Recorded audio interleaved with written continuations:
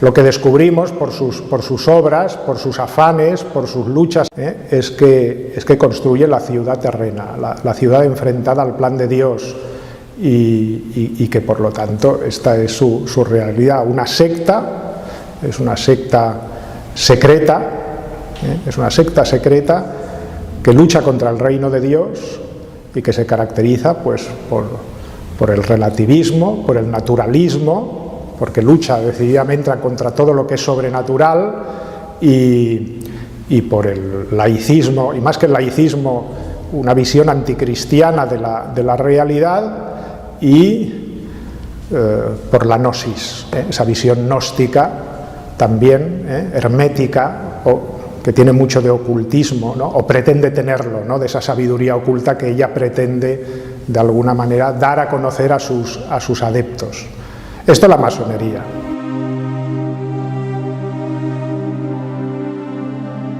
La Humanum Genus, León XIII, cuando empieza la encíclica, esta encíclica para condenar la masonería, dice que la masonería se entiende cuando recurrimos a la ciudad de Dios de San Agustín, ¿no? Las dos ciudades, dice él, es algo que podemos entender muy bien.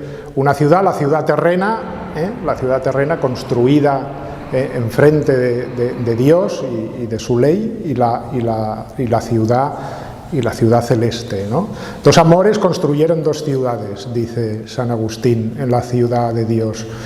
Una, pues por el amor a sí mismo, el amor egoísta, ¿no? Y en contra de Dios, construye la ciudad de la tierra, la ciudad terrena, la Babilonia, La otra construye la Jerusalén celeste, que consiste en el amor de Dios hasta la negación de uno mismo, ¿no? Bueno, pues aquí vemos esta confrontación, ¿no? Podríamos decir, así entendemos qué es lo que hace la masonería, ¿no? La masonería de alguna manera se define a sí misma por aquello que realiza en este mundo, el proyecto que tiene para la humanidad, y es construir la ciudad terrena enfrentada a Dios, construir una Babel, alejada de los planos que Dios ha dispuesto para la construcción de este mundo y del reino de Dios, y que en definitiva queda definido también un poco por aquello San Ignacio, ¿no? Que hemos oído tantas veces, ¿no? De las dos banderas. Bueno, pues ya sabemos quién trabaja bajo la bandera de Cristo y quién trabaja bajo la bandera de Satanás.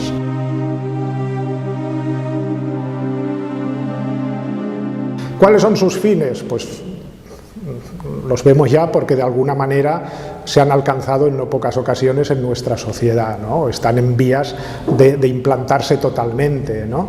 Es decir, cuando vemos en nuestra sociedad cómo ha cobrado con naturalidad el crimen del aborto, ¿no?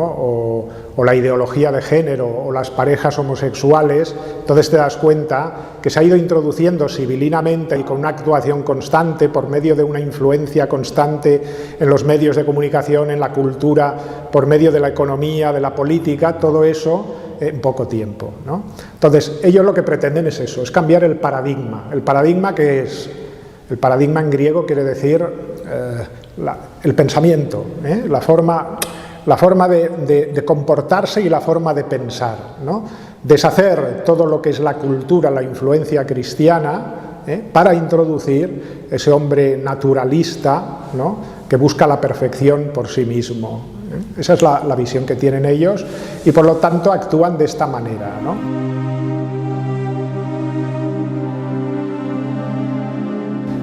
Ellos actúan bastante en la oscuridad, en la medida de que no se dan a conocer, y da la sensación que el anonimato les es muy conveniente, en el sentido de que ellos no publican evidentemente listas de socios, o no se dan a conocer como masones, ¿no? Pero evidentemente también hay entre ellos una camaradería efectiva, por la cual unos se sitúan a otros y van ocupando lugares importantes de la sociedad, para que de esa manera puedan trabajar como ellos han decidido, por obediencia a la secta, ¿no? Puedan trabajar para alcanzar los fines de crear ese nuevo paradigma, esa nueva civilización alejada totalmente del ideal cristiano.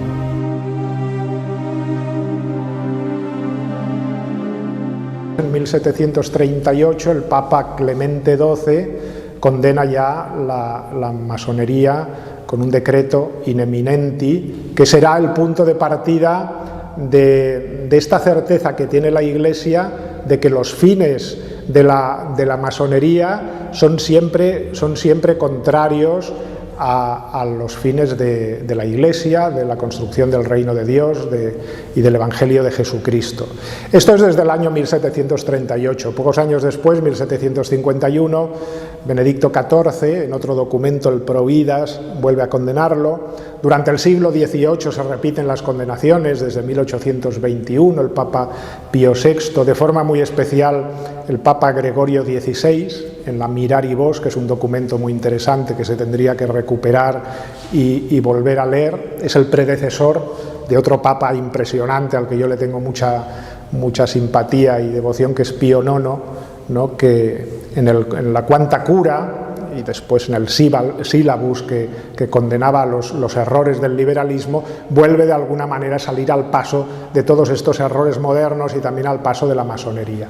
Finalmente llegamos a principios del siglo, a finales del siglo XIX, creo que es 1884, cuando León XIII pues crea esa encíclica, que es posiblemente el documento más importante de enseñanza pontificia sobre el tema de la masonería, que es la Humanum Genus, que es un documento que deberíamos volver a leer, porque en él está claramente pues manifestado pues toda la oposición que la Iglesia ha de manifestar a que los cristianos se acerquen a una secta tan destructiva, ¿no?, como es la masonería.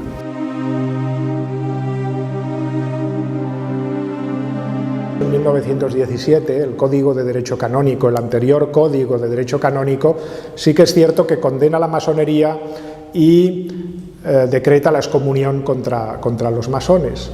Pero en el año 1983, cuando se crea el nuevo Código de Derecho Canónico que tenemos ahora, aquel artículo, aquel canon 2235 del antiguo Código desaparece y no hay una condena expresa de la masonería. Hay un canon que condena las sectas anticristianas, pero muy genéricamente, diciendo que deben ser castigados aquellos que participen de ella, pero nada más.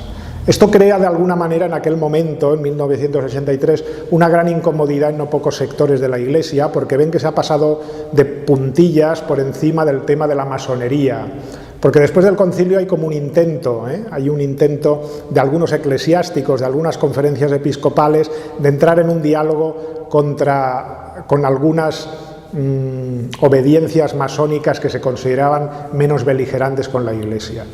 Finalmente, pues la misma Iglesia reconoce que ese diálogo es imposible, porque ve en efecto el hermetismo, ¿no?, el secretismo de la secta, ¿no?, que encierra de alguna manera siempre esas intenciones ocultas.